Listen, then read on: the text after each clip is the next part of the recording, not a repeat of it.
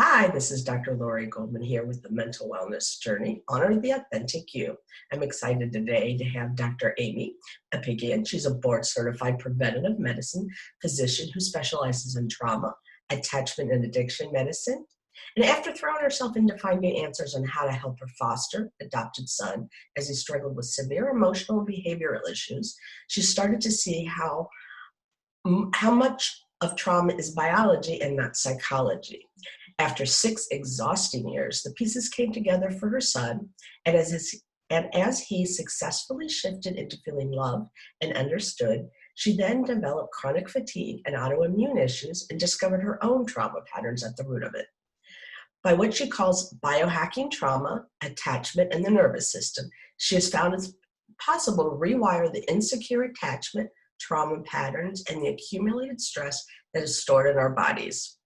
She's the founder and director of Family Challenge Camps, a weekend intensive for families looking to build health and connection in the relationship after stress. She has written a roadmap to accelerating the rewiring of trauma patterns and a manual for attachment parenting, and runs online 2 to 3 month courses for both adults and parents.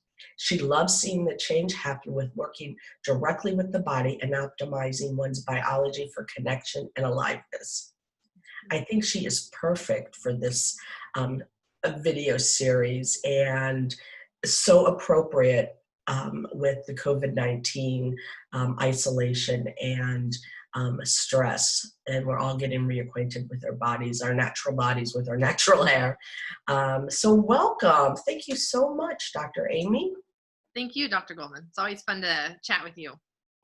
So tell me about Honor the Authentic You. What does that mean for you? Because I think it means something a little bit different for everybody, which is part of being the authentic you. So what resonates with you? That's a great question. And when I think of the authentic you, the authentic person, whether that's me or that's the person sitting in front of me, I really see it as this part of them that is untouched from stress, untouched from trauma, untouched from their negative life experiences. And that really is the authentic them. And so most of my work is really trying to get them back into that place where that's how they feel most of the time, where they don't feel like they've got these different parts, right, that show up. This is that part of me that's defensive. This is that part of me that is scared. It's being able to be fully present and fully alive and not operating from these places of pain, fear, trauma, sadness, whatever it is that our bodies do carry and accumulate over time. Now, coming from the world of psychiatry, we always focus on the psychology and the brain, but I couldn't agree more with you. So how has your professional career, or what led you to realize the body stores so much? Yeah, that's been a story for sure, because especially growing up, it was all about your mind and your thoughts and controlling your thoughts and making sure that you have positive thoughts, right? Yeah. And especially being on the path of medical school, it was all about put your feelings aside, ignore your body, study, and it's all about willpower, right? If you have enough willpower, you're going to make it through anything. Right. No matter what the cost. And the cost was never usually even accounted for or acknowledged. And so it's been a transition for me after hitting a wall with my physical and mental health, where it's like, no matter how much willpower I have, that is no longer an option because my body is not able to function and operate anymore. It has hit a wall. Yes. And that's when you got the autoimmune and Yeah. chronic fatigue. Yeah. So here I was going through life. And I, at the time, was in a surgery residency. And And surgeons really have to cut off their feelings and emotions. very much so. Mhm. Um, there's to cut, yeah, even the way it's draped in the surgery, in the operating room, you're not realizing you're on a, I mean, you do realize you're on a person, but yeah, you have to, because that's kind of a lot of responsibility.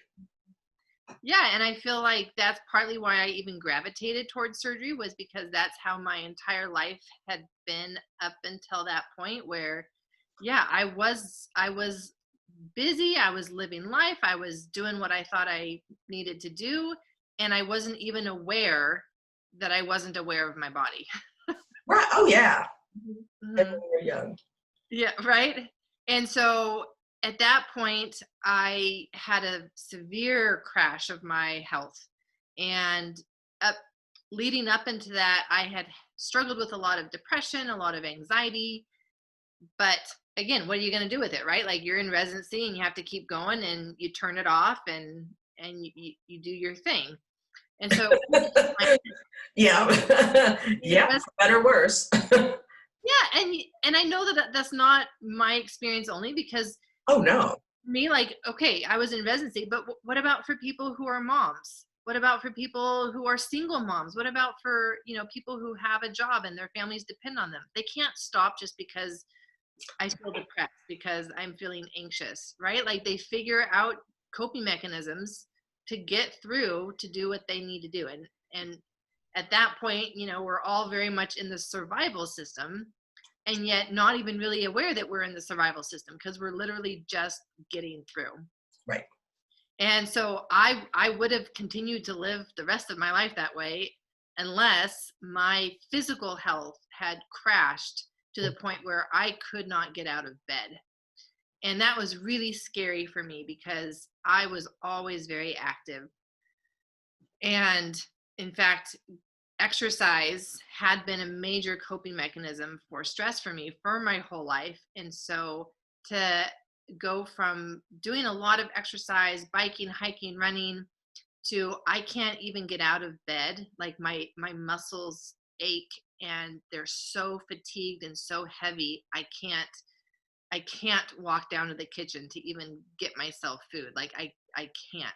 That's So it was hitting that wall then that really forced me to look at this stuff and try to figure out, okay, well, what's wrong with you? And I went and I got all of the blood tests. And of course, they didn't find much wrong. They found a few things wrong, but nothing that would explain that level of that, fatigue.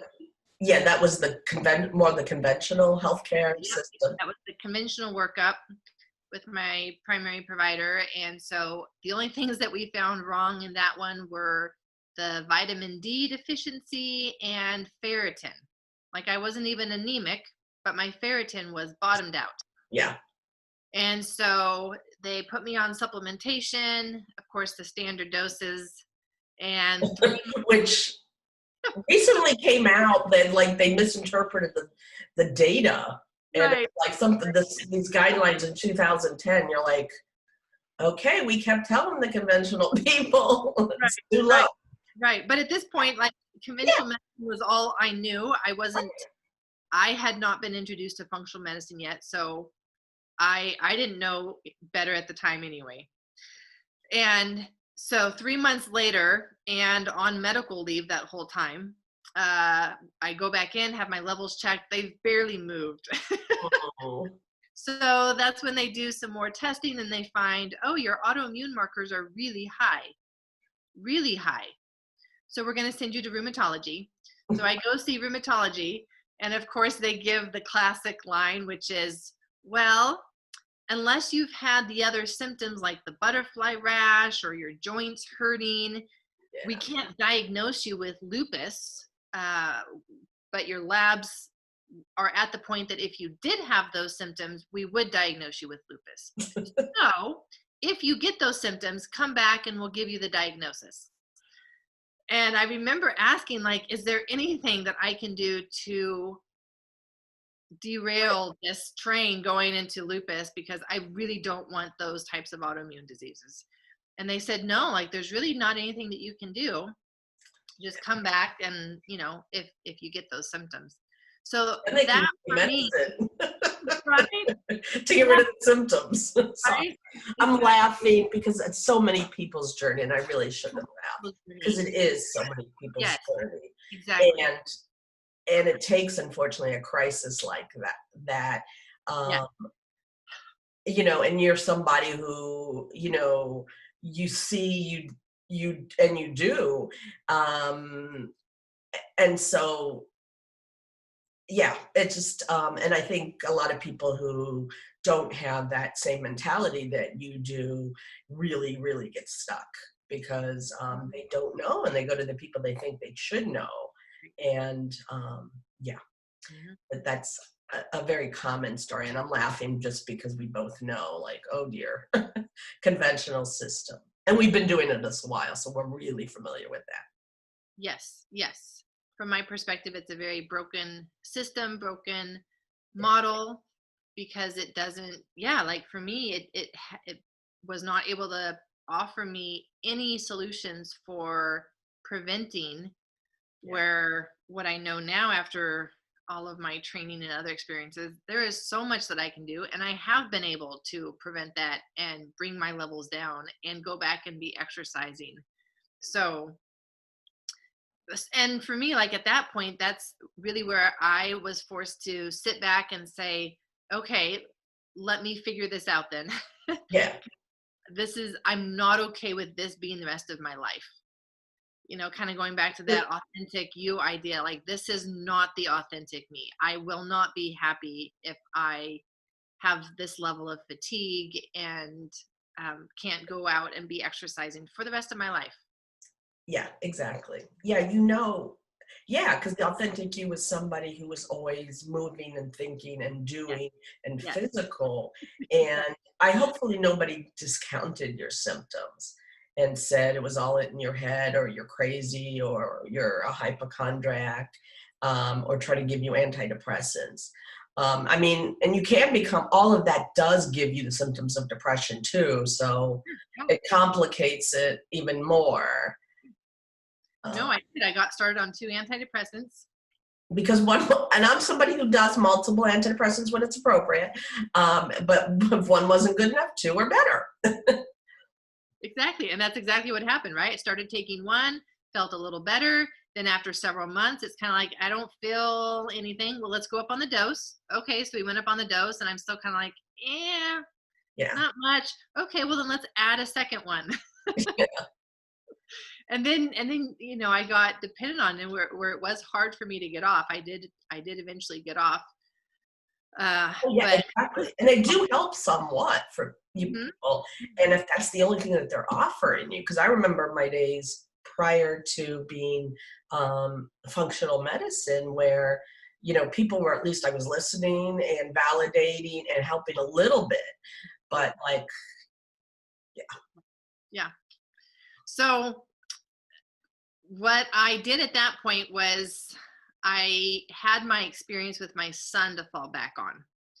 And it was a very similar experience that I had with my son, where because of his emotional behavioral issues, I had gone to the conventional therapies and providers at that time, and they had nothing to offer me that ended up being useful.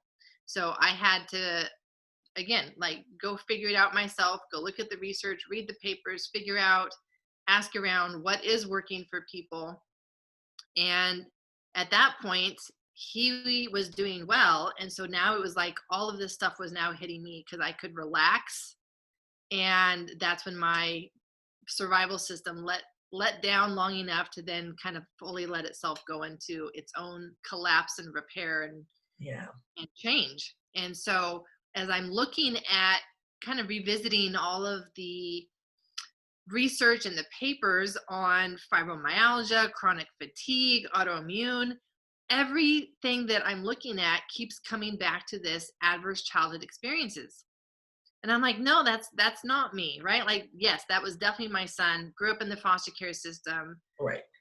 21 homes before he even got to me at age 4. That is definitely my son. But me, like, I don't see that in my history, in my story. And so that's kind of really what started me learning, wait a second, it's not so much the ACE score, it's really about the amount of stress that you were under in childhood.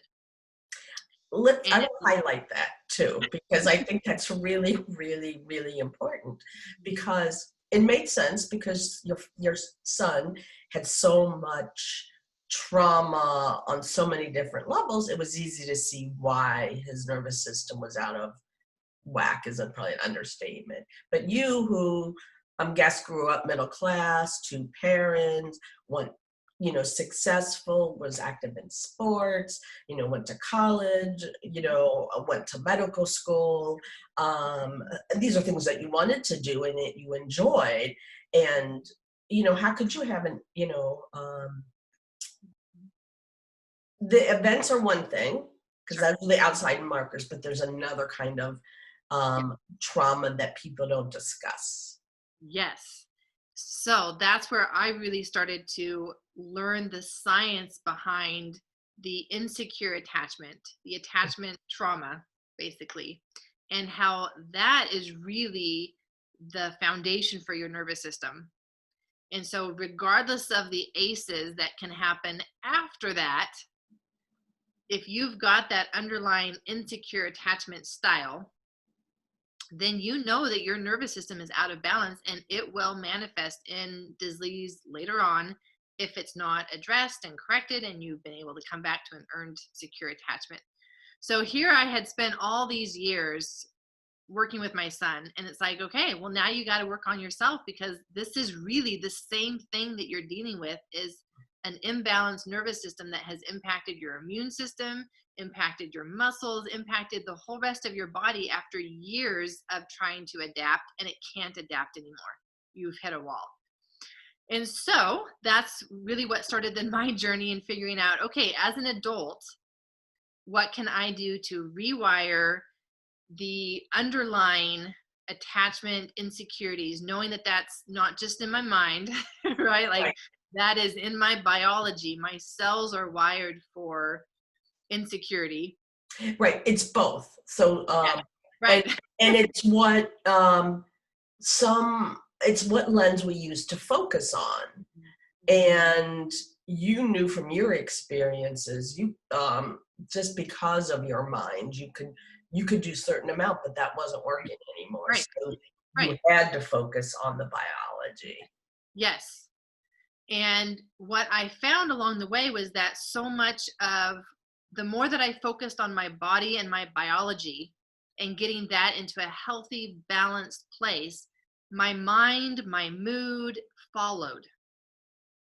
And I had spent years at that point, right, in what, counseling, therapy, and yet I was still struggling with the same types of thought patterns in certain situations, right? I'm like, this isn't changing. And there was one day where I went and I had the foot reflexology Uh-huh. massage, and I remember walking out of there and realizing I feel just as good after this, like my mentally, Right. emotionally.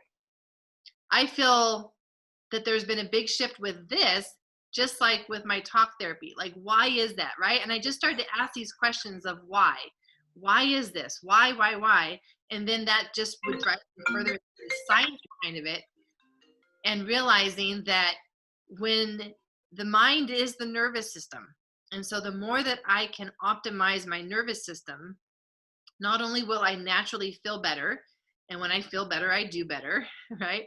Right. But then these insecurities and stuff, I can more easily rewire them with the therapies when I've optimized my nervous system to be able to change. And we call that the neuroplasticity. And so I really need to boost my neuroplasticity in order to see the change when I go to these different therapies. So it's been really fun now to get to the point where we can make some pretty significant shifts in our mood and our mental health, and getting back to what we feel is our authentic self, by optimizing our nervous system and getting it to a place where it not only feels well and safe and secure, but then is also optimized for making these changes in the patterns and the how it communicates and how it is wired. So maybe using you as your journey. So thank you Yeah. for using that. So you're in bed, your muscles, you couldn't move basically, you couldn't get out of bed. And, unfortunately, nobody led you there. You led yourself there. Um, s- so what did you begin to do then, in addition to, uh, eating healthier? What was the next stage, I guess? Yeah, and that's a really good way to put it, Lori. I would definitely call it stages. Where, yes, that initial stage, I had a few months there where I was able to sleep as much as I needed to sleep. Mhm. And I was able to be out in the sunshine. I was able to do my healthy eating, what I thought was healthy at that time. I was able to, be with the social support, my friends. So I was able to do all of the lifestyle stuff. And then also, I was seeing a chiropractor 2 or 3 times a week. He was helping me with not only the adjustments, but then also different supplements and getting things back on track because there were just many systems in my body that were off because of my nervous system, Mhm. right? Adrenal gland, the mitochondria, like all of these systems were off and needed support.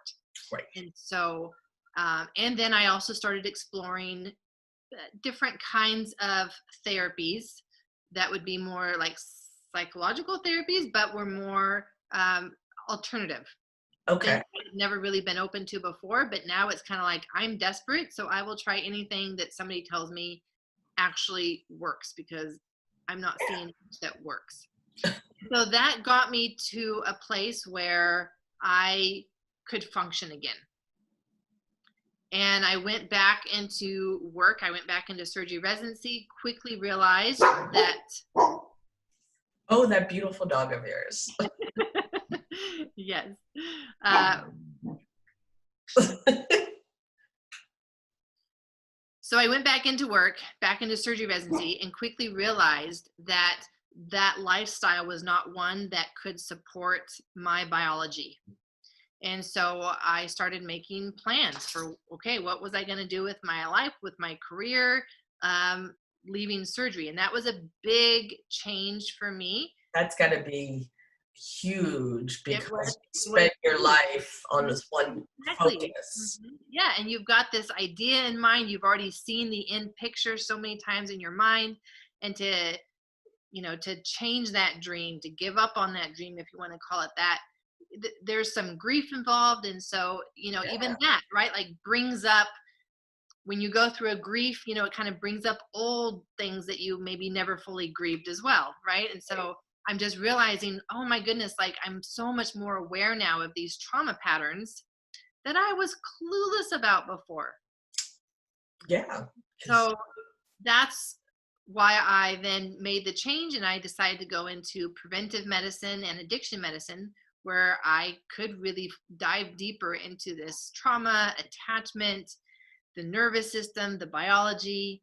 And then of course, one of the ways, not all the ways, but one of the ways in which that shows up is in substance use or dependencies, and even understanding why our bodies respond to those in that type of way, whereas other people can take a pain pill and be fine, and other people take a pain pill and are dependent and go into awful withdrawals.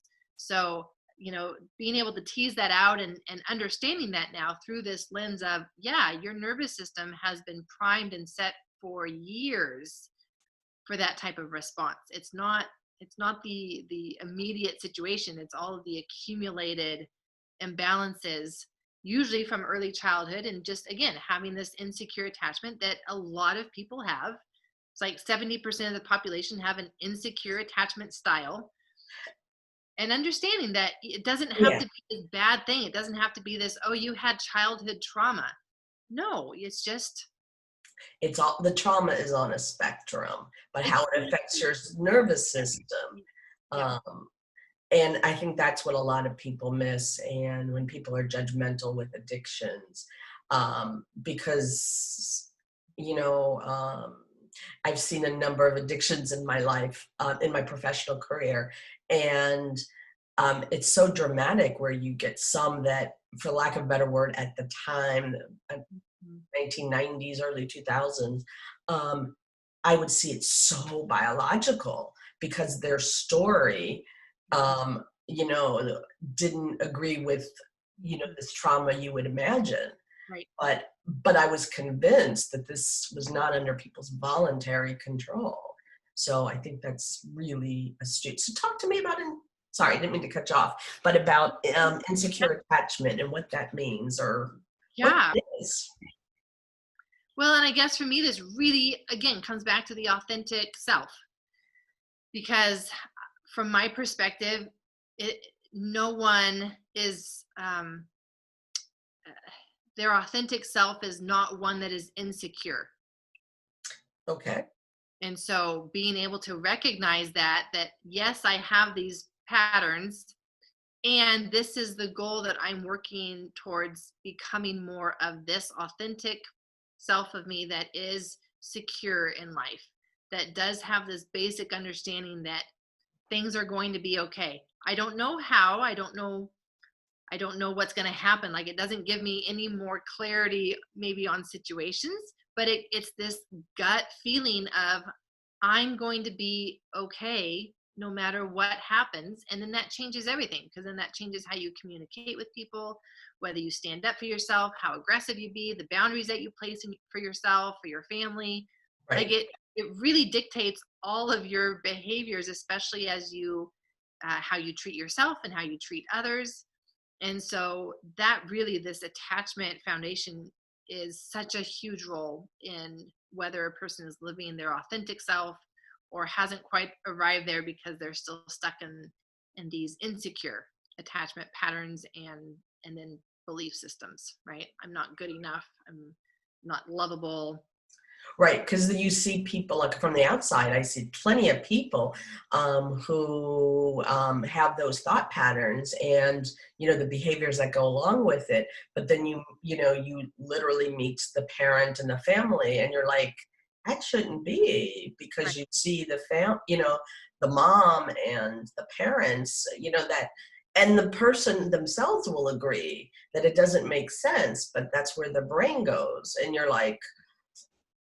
And I think a lot of times people, well, for many decades in my career already, there's so much mismatch. And Hmm. Yeah, and I really struggle against this popular idea that you can just change your thoughts, right? Because those types of thoughts, again, just reflect the deeper attachment, trauma, or insecure attachment wiring of your nervous system.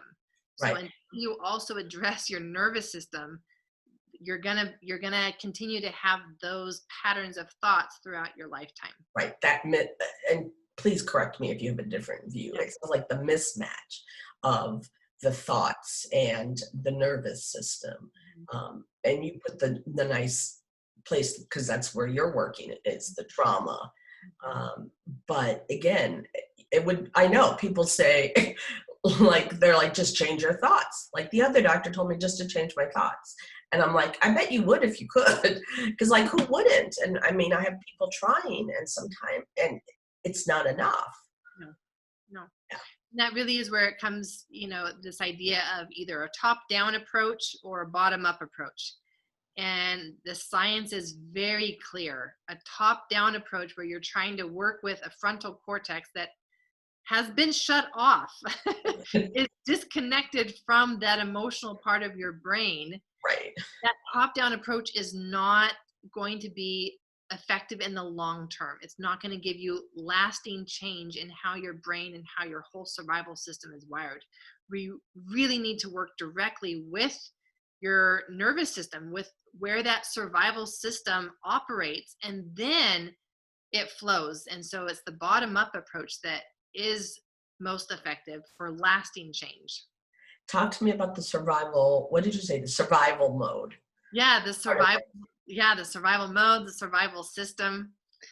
Yeah, and this is another uh, concept that I think is really misunderstood. And so I love talking about it because when we talk about the survival mode, most people think about the fight, flight, or freeze, and they lump it all together. it. Yeah. Yep. And what we need to understand is that they are actually very different. They are very different in the biology and how it actually plays out in your nervous system. And so you have the sympathetic, which is your fight or flight, not the freeze. Fight or flight is where you are very alert. You are very activated. It's a very active process. Yeah. Hypervigilant, looking for that Hypervigilant, you are saber-tooth tiger that's chasing you. Sorry. yes, you are actively fighting for your survival.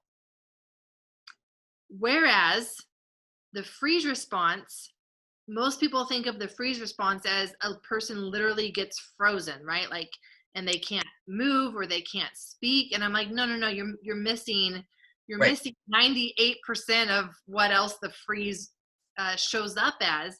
And so the freeze is where it's more of this passive, it's a very passive way of surviving, and it feels like giving up and giving in. Okay.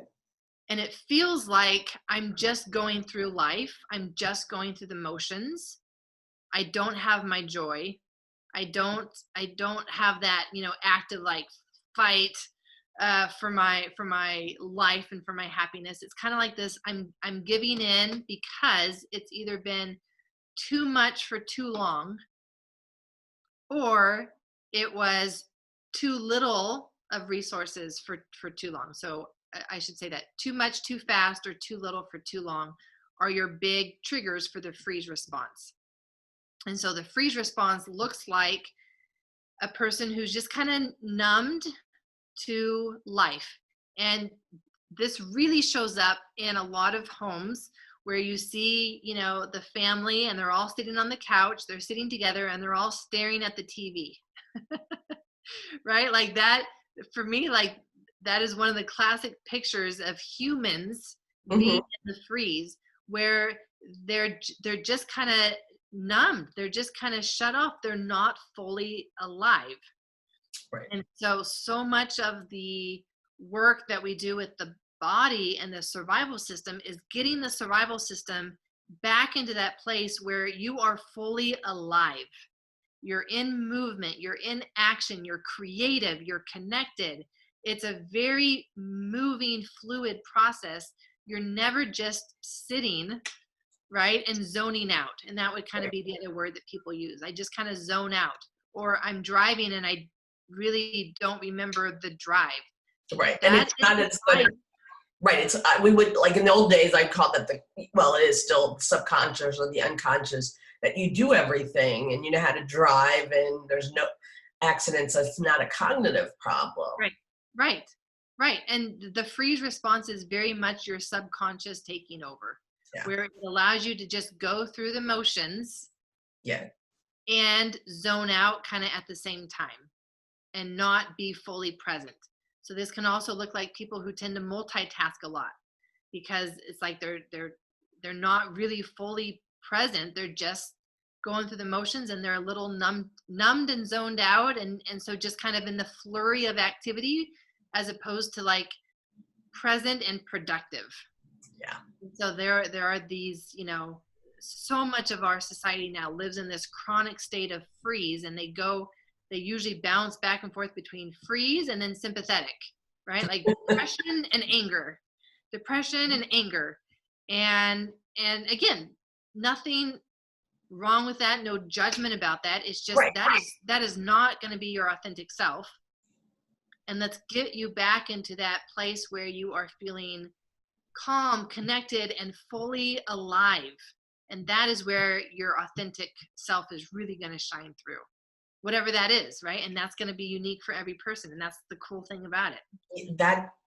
Yes. And I think with the authentic self, Um, yeah, my own journey too. I mean, we all have our journeys of when we feel our authentic self or not, and our journey to find it, I think a lot of times. And the sooner we can do that, I think the such brighter of a life we have that we're fortunate to have. So how does working with somebody in that freeze place Mhm, work? Or, um,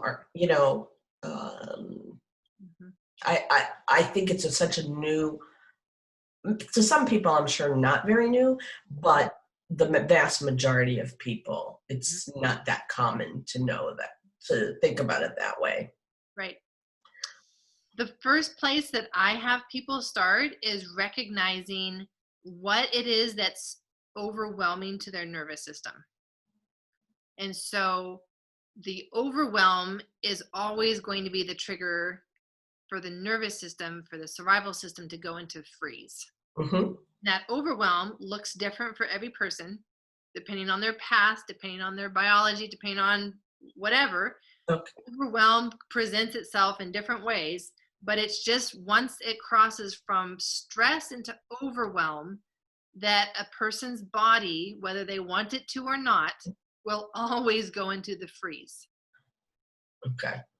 And so the first step is just being able to recognize what are the sources of overwhelm for my nervous system.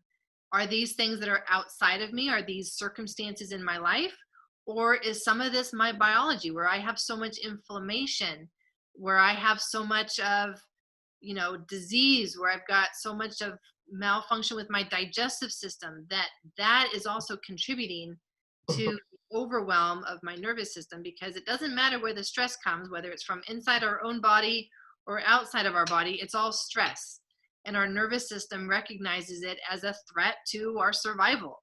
Mhm. And so, especially when you have internal biology stress, inflammation especially is a big source of stress for the nervous system.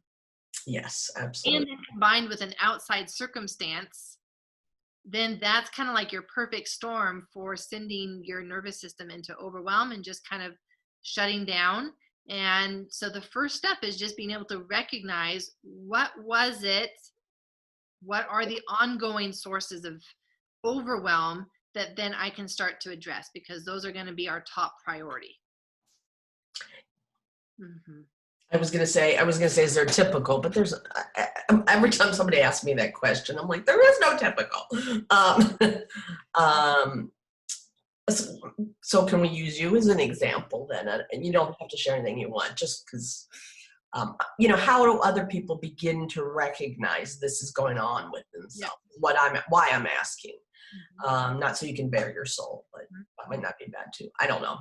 That was, Mhm. um, So, one of the main sources that I found for myself was around food. okay. I noticed that I tended to overeat a lot, Okay. and I would not feel well. And I mean, not only was I having weight gain, but then I was feeling bloated and swollen and depressed, and like I wasn't feeling well. And yet I noticed that I really was not able to stop myself from overeating. And so I even started going to like the 12-step meetings, Overeaters Anonymous, thinking that that was the problem, right? Like it's all just a mental willpower thing. Right. And so that's what I knew to, okay, I need to go to those meetings. So I started to go to those meetings, and I can't say that that helped much. And I started to notice that, wait a second, when I the food is actually helping me with certain things. And so this is where, part of the journey happens, is that realizing that our coping mechanisms, what we think are bad things, do actually have a purpose and are actually on some level helping us. And we Yes. need to figure out why they're helping us so that we can do something about it. So I started to realize, oh, like my body does not feel well. I really don't have energy. And so that's when I started looking at, okay, then what's going on with my diet? What are the foods that I crave when I do want to overeat? Oh my goodness, like they're all protein foods. It's not the sugary stuff. For me, it's the protein. Oh, Okay, well interesting. then, let's look at like your overall diet. And I had been raised vegetarian and then vegan, and Oh it boy. was it Yeah. was a really big deal for me to be willing to be open about changing my diet. And I had been raised with such strong feelings about what was healthy eating Oh, that it interesting. was really hard for me to admit and be willing to set those prior beliefs aside and say, let me experiment with my diet and see if there's a different way that is best for my body. Because I had very strong opinions based on my upbringing about what was healthy. Uh-huh. And I realized with time, because this took time to change, but I have realized with time that everything that I grew up with in terms of my diet was actually harmful for me. Oh wow. So no wonder I didn't feel well. And I can see how that set me up for just experiencing more insecurity and anxiety and stress in childhood, because I was never feeling well because my body was constantly reacting to the foods that I was eating. Right. And you didn't realize because that's all you knew. All I knew. I thought everybody felt that way. Like that was, I had That never was felt it. Yeah. right.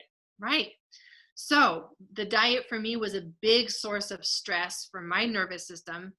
And it has taken time to make those adjustments and learn what foods, what diet, the timing, when I eat, what I eat is best for my body. But I've been able to track that not only with markers, but then how I feel, my energy levels, and be able to really tone that down. And so, yeah, we're at the point where that's no longer an ongoing stress for my nervous system, and that used to be a huge stress, a big source of overwhelm for my nervous system.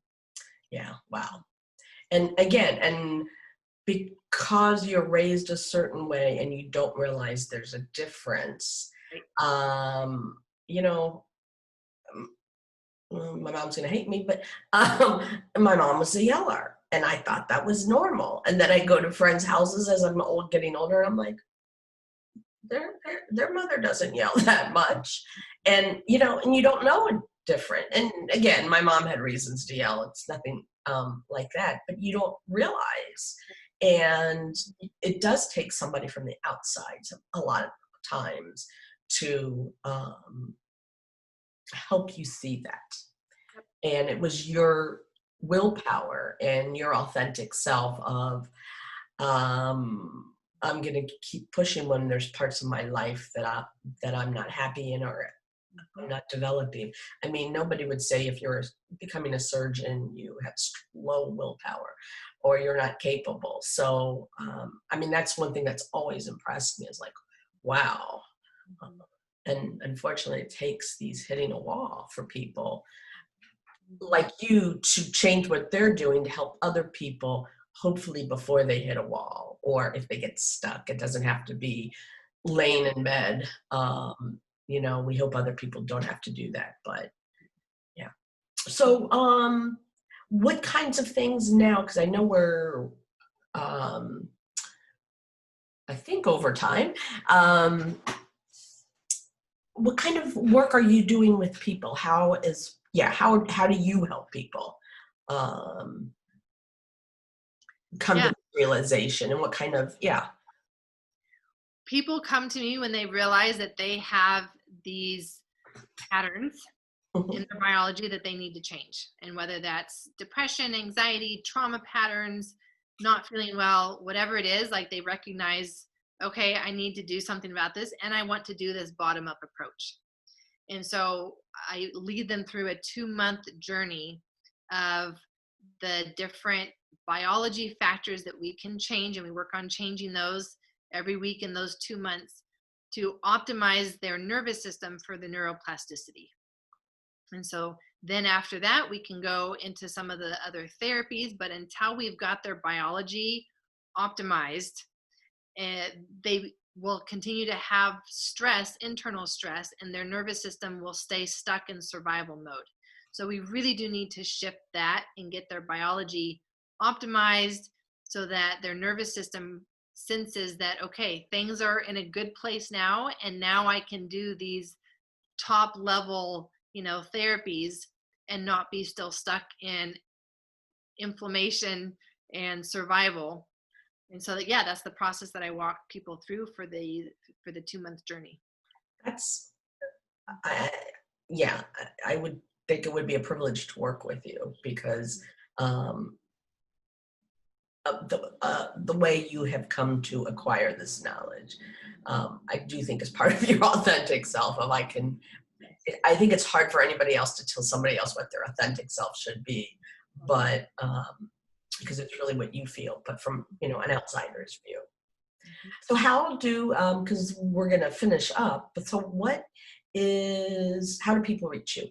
In addition to, the email they received with all the information, just if they're listening. Mm-hmm. Yeah. So in the email, they should have received a free gift from me. And if they want more information about the course, then they can go to the website traumahealingaccelerated.com. And there they will find the 2-month course, information about that. And then they will be able to submit like an intake and application and get started. What is your free gift too?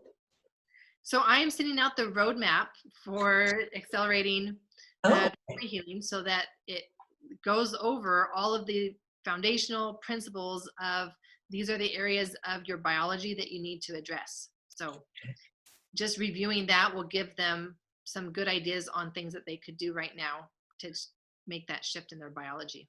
That is great. Dr. Aimie, it's always a privilege to speak with you, and thank you. You always bring insightful perspectives, and so thank you. Thank you, Dr. Goldman. It's always fun. Take care.